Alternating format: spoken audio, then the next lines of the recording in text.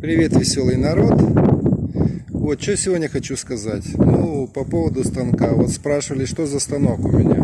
Станок у меня но уже старенький, сами видите, старенький. Я уже, сколько, 4 года пилю на нем, пилю. Но меня он не устраивает, как для печника. В том смысле, что диск-то высоко не поднимается, и плашмя кирпич резать можно, а вот на ребро нет, не получается. В общем, не совсем он хорош для печника, но раз он у меня уже есть, я его не могу выбросить.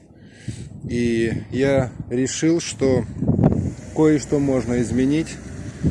Я решил его поднять, так как он старенький, думаю, да, рискану, резану его, и вот я его порезал.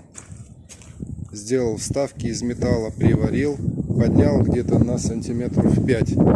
И сейчас я очень доволен тем, что он у меня стал повыше. Потому что сейчас я могу спокойно резать на нем кирпич даже в длину, в смысле на ребро. Но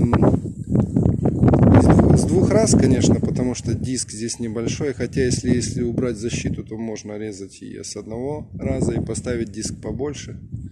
Но в любом случае думаю, что вам эта идея понравится, потому что так вот работать намного лучше. Как для плиточника станок дням хороший, для печника нет, но я приспособился и сделал, чтобы мне было удобно.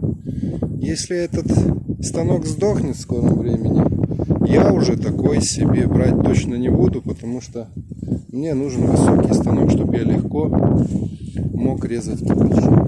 Но пока он работает, я его изменил немножко. Так что, друзья мои, если у вас такая же ситуация, такой же станок, рискните, сделайте вставку, поднимите его.